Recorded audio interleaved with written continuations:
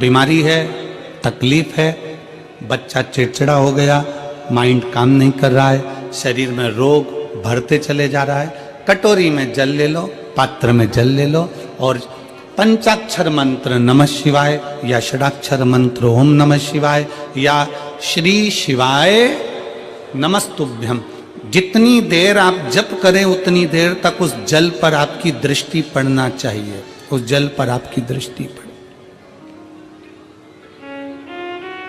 जितनी देर तक आप जप रहे हैं, श्री शिवाय नमस्तुभ्यम कह रहे हैं, उतनी देर तक जल पर आपकी दृष्टि पड़े और फिर वही जल भगवान शंकर को समर्पित करें और वो जल लाकर सुबह दोपहर शाम 3 बार उसका पान करें। 3 बार क्यों? त्रिलोकी का नाथ, त्रिकालदर्शी, कैलाशी, अविनाशी, त्रिपुंडधारी, त्रिबेलपत्रधारी, त्रिनेत्रधारी, त्रिशूलधारी, त्रिपुंडधारी, त्रिलोकी के नाथ के 3 दर्शन मूल हैं।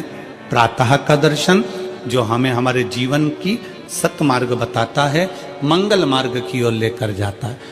दोपहर का दर्शन हमारे जीवन में हमें उलझनों से बाहर निकाल देता है और शाम का दर्शन हमें चैन की नींद सोना सिखा देता है और आनंद में रहना सिखा देता है। वो त्रिपुंडधारी को 3 दर्शन।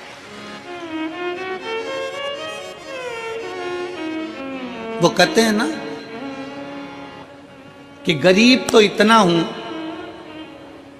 गरीब तो इतना हूं कि एक गधा भी नहीं खरीद सकता। गरीब तो इतना हूं कि एक गधा भी नहीं खरीद सकता और अमीर तो इतना हूं कि रात को शंकर के भरोसे घोड़े बेच कर सोता हूं।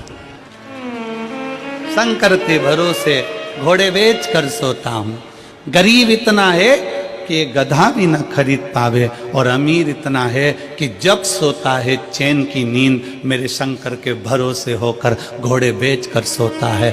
ऐसे घुर्राटे भर कर सोता है जैसे इतना बड़ा काम करके आया है, सारी जमीन जायदाद का सौदा कर कर आया, 4 फैक्ट्री का मालिक है, 8-10 दुकान चल रही है और मालूम पड़े सवेरे उठता है फिर अपने काम में लग जाता है। बस समझ लो जिंदगी का सबसे सुखी व्यक्ति वही है जिसके कमरे में नींद की गोली नहीं है। कोई विषम समस्या यदि आपके सामने खड़ी होती है, विषम समस्या जिसका कोई निराकरण हो ही नहीं रहा, सब दूर हाथ जोड़ लिए, सबसे कह लिए, सबको प्रणाम कर लिया, सबसे बोल दिया, सबसे विनय कर ली, तो भी वो समस्या मिटी नहीं रही है, तो हमारा निवेदन है 5 बेलपत्र, 5 दुर्वा, दुर्वा जानते हो, दूब, दुर्वा, 5 दुर्वा, 5 बेलपत्र, 5 कनेर के पुष्प शिव जी को समर्पित कर कर उसी 1 लोटे जल से 5 बार शंकर भगवान को जल चढ़ाना प्रारंभ करिए। लगभग 1 हफ्ते यदि आपने शिव को जल चढ़ाना प्रारंभ कर दिया इसी क्रम से, तो निश्चित है वो समस्या का हल 1 हफ्ते के अंदर बाबा को निकालना ही पड़ेगा और आपका लक्ष्य निश्चित करना ही पड़ेगा। आपका लक्ष्य निश्चित करना पड़ेगा। कितनी बेलपत्र है? 5। कितनी दुर्वा है? 5। कितने कनेर के पुष्प हैं? 5। और जो 1 लोटा जल आप लेकर गए हो उसी को थोड़ा थोड़ा कर कर 5 बार समर्पित कर। 5 बार नाम स्मरण रखना, तुम रुकेश्वर महादेव का। फिर से बोलिए नाम, जम के बोलो जरा, तुम रुकेश्वर महादेव। तुम रुकेश्वर महादेव का एक नाम ऐसा नाम है, हम कई माताओं से कहते हैं जिनके गर्भस्थ कई पत्र हैं ऐसे आए हुए हैं, बहुत सारे पत्र हैं जिसमें माताओं ने कहा हमारे शरीर में गांठ थी और वो बाबा की कृपा से गांठ गली। एक पत्र है, गर्भ में, गर्भ बच्चादानी में या शरीर के किसी भी भाग में अगर मान लो गांठ पड़ भी जाती है और यदि आप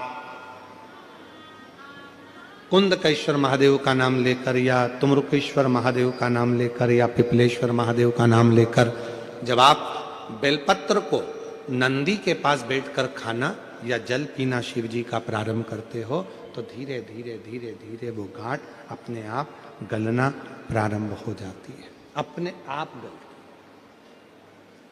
प्रदानी मेरे शंभु भगवान कहते हैं, मेरे शंकर भगवान कहते हैं, ये शिव महापुराण की कथा कहती है, संसार का प्रत्येक मनुष्य चाहे स्त्री हो चाहे पुरुष हो, जब एक लोटा जल शिवलिंग पर आकर समर्पित करते हैं तो उनमें एक अलग से ऊर्जा, अलग से शक्ति, अलग से बल शंकर कहते हैं मैं प्रदान कर देता हूं। उसमें बल अपने आप आ जाए, शक्ति अपने आप आ जाए।